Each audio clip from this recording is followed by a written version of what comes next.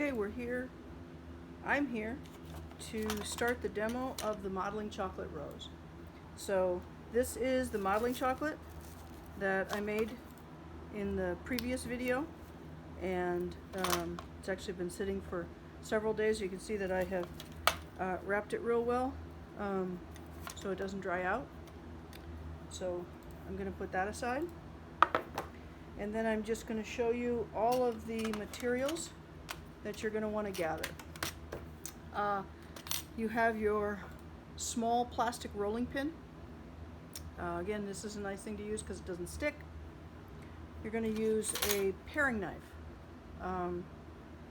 with a flexible blade is helpful.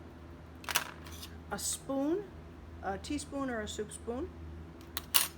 And then you're going to need something to cut out circles of the chocolate. I happen to have a set of cutters, but you may not have that at home, so you can easily use one of your large piping tips. The large opening of the large piping tip is the same size as one of the smaller cutters, so that's a perfect one to use. So I don't need this pan, I just have it for gathering my mise en place. I have a cutting board. I'm not going to be rolling on this cutting board, it's textured, but depending on the surface you're working on, this is a good thing to transfer your materials to. So I don't really want to roll on this table because when I go to pry off the chocolate, I might take part of the finish off. So I'm going to roll on this pan here, and I'm just going to put down a couple of shelf liners to keep the pan from moving. That way, so I'm going to knead some of the chocolate, soften it, and then roll it very thinly on the cutting board. On the sheet pan. And then the sheet pan is going to cool off the chocolate very quickly. So at that point, I can transfer it to the cutting board and wrap it in plastic if I'm going to be working at it for quite a while. The other thing I have are gloves. I don't normally wear gloves for this job myself because my hands are relatively cool, and it's hard to get the chocolate pliable with cool hands. But many of my students have very hot hands, so you may need to wear gloves because you're not able to handle the chocolate without it melting. So this is the mise en place that you need to gather before you start. The one item that I neglected to mention would be plastic wrap to lay over the circles after you cut them. So I'm going to unwrap the chocolate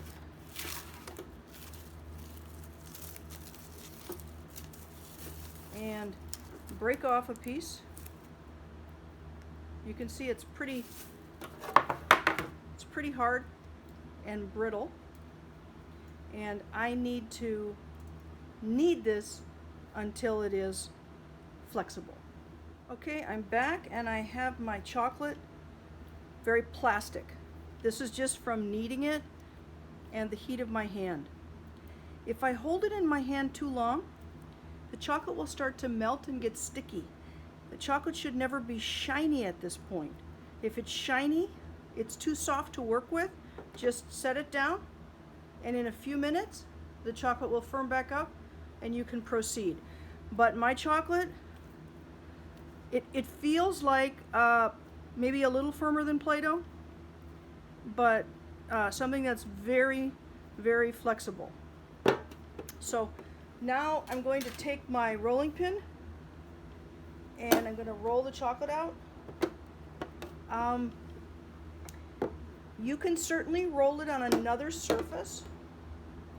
You can roll it on your countertop. You could roll it on you know, Formica countertops or a tile countertop. You can roll it on marble.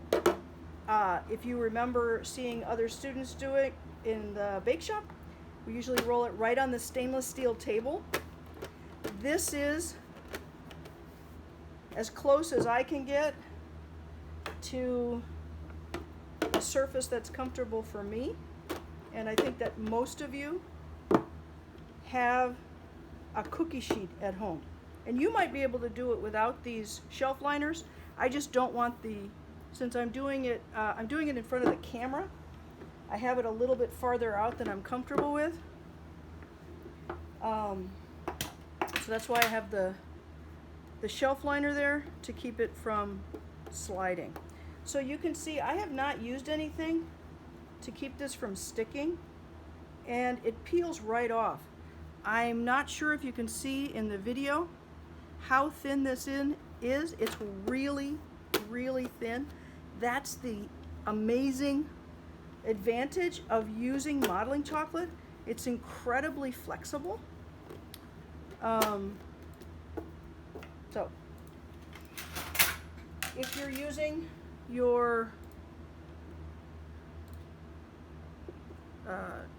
decorating tip to cut, you can do that. I'm going to make a slightly larger one just so people are able to see it in the video. So I'm going to use, this cutter is the same size as the decorating tip, and I'm going to use one size larger so that it is a little bit easier for everyone to see in the video. So I'm cutting out a bunch of circles right now.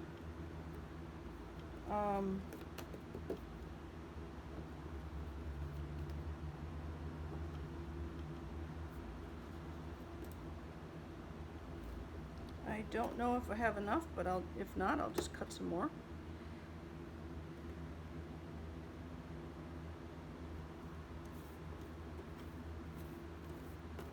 So the next part, right now I'm working in a pretty warm living room, but if you're working somewhere cold and you have it on a very conductive surface, it's going to be best for you to transfer them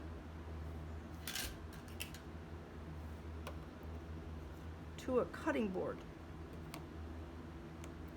because the cutting board will be non-conductive, and so it will keep the chocolate from getting too hard too fast.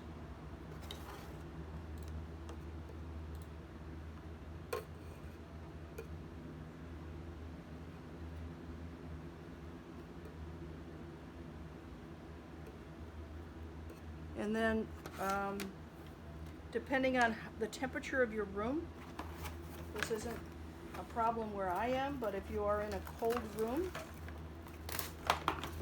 covering it with plastic wrap will keep it from getting too cold too quickly, and the edges won't dry, so things will be a little bit easier for you.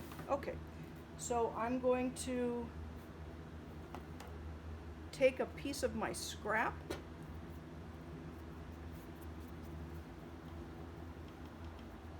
and roll it into a ball, okay, about the size of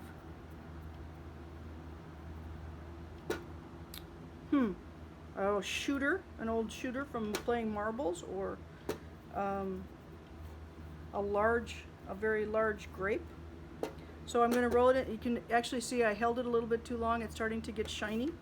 So I make a ball out of it, and then I'm going to roll just the side. I'm going to roll half of it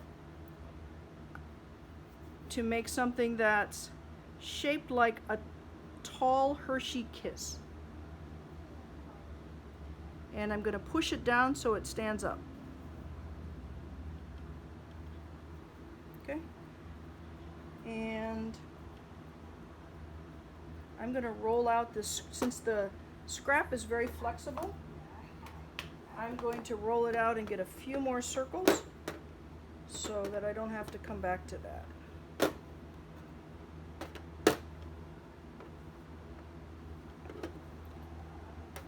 So some people do use things like cocoa powder for preventing sticking. I just think that will give you problems later on because it will make the modeling chocolate dry out as it takes in the cocoa powder. So I don't use anything if you're just patient and move it frequently.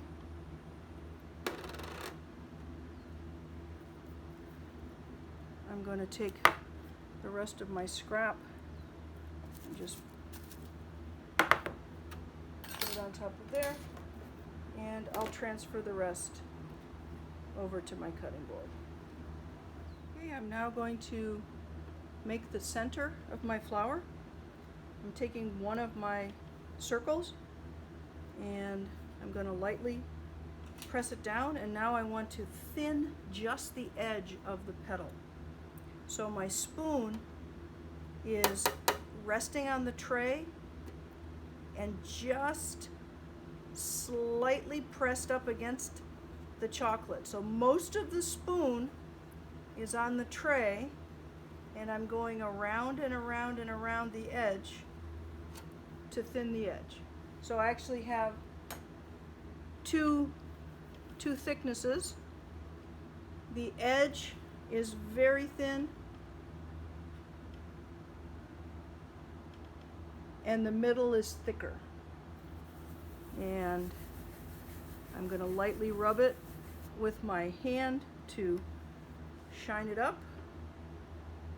And now I'm going to peel it away